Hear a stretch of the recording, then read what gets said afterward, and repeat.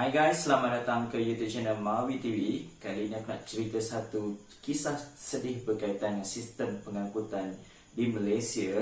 Untuk pengetahuan korang, aku baru dapat maklumat daripada Penang Press punya Facebook. Mereka mendakwa bahawa feri Pulau Pinang yang terkenal itu bakal ditamatkan operasinya pada tahun ini, Disember 2020. Dan feri tradisional itu atau feri yang menjadi ikon untuk Pulau Pinang itu dikatakan bakal digantikan dengan sebuah feri canggih dan laju seperti yang digunakan untuk membawa penumpang ke Langkawi. Okey, jadi aku nampak ini adalah berita yang agak sedih. Memang kita ke depan untuk mengejar kemajuan, tapi aku rasa unsur-unsur tradisional ni masih perlu dikekalkan. Sebab aku ada pengalaman masa aku pergi ke Hangzhou dulu. Aku dapati bahawa walaupun terdapat teknologi pengangkutan terkini, okay, sebab aku pergi pada masa di Hangzhou tu, aku pergi ke Westlake, okay, Tasik Barat di Hangzhou, di mana terdapat banyak pilihan feri yang disediakan oleh pihak kerajaan, sama ada yang moden, tradisional, manual, automatic, pelbagai pilihan. Okay, jadi ianya adalah satu tarikan kepada pelancong, dan lazimnya kita bila pergi ke satu tempat, kita akan pilih untuk menaiki kenderaan tradisional berbanding dengan kenderaan-kenderaan yang termajulah macam tu. Ataupun kecuali kalau benda tu terlalu maju, contohnya macam di Jepun, kita akan pergi menaiki kereta api laju dari Shinkansen, ataupun di China pun kita mungkin cuba untuk naik bullet train yang dianggap antara terlaju di dunia tu. Okey, tapi dalam masa sama kita tetap juga trainnya nak naik, kalau di Melaka naik beca, walaupun kita tahu ada taksi, ada Grab kan.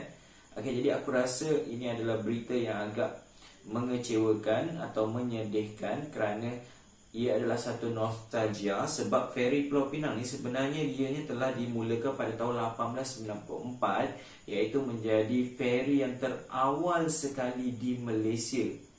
Okey, daripada 1894, kemudiannya dia start mengangkut barang pada 1924. Okey, baru startlah naik motor ataupun kereta. Dan kemudiannya pada 1977, terminal feri bentuk 2 tingkat yang ada sekarang ni telah dibina dengan kos 17.5 juta dan dikendalikan 2 terminal lah, 2 jeti lah bergerak sekali, berbanding yang sebelum ni hanya ada 1.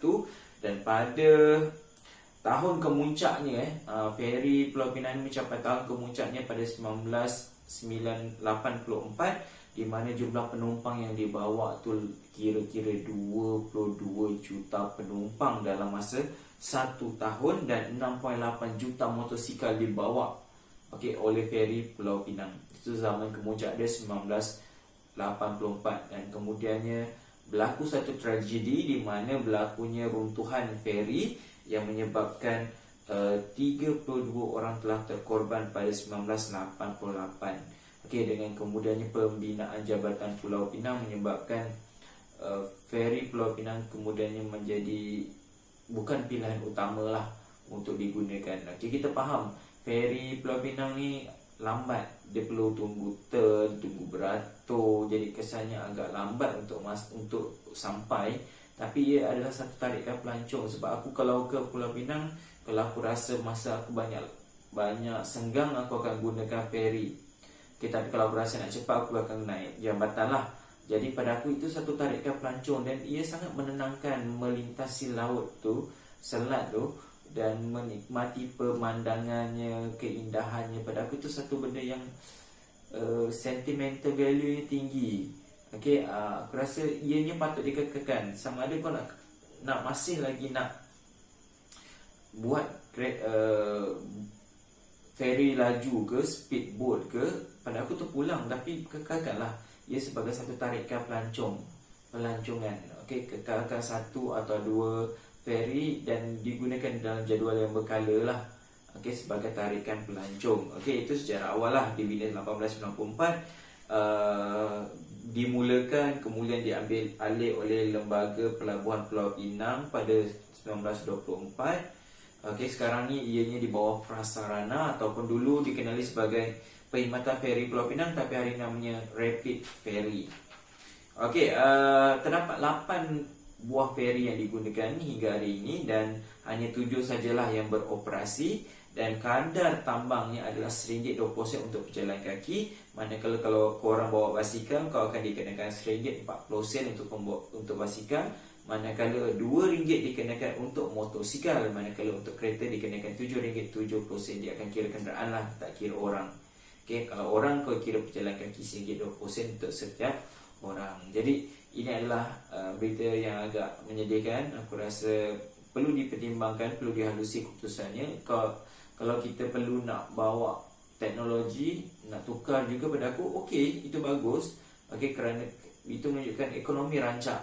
Pada aku, pastikan kekalkan identiti Pulau Pinang dan ferinya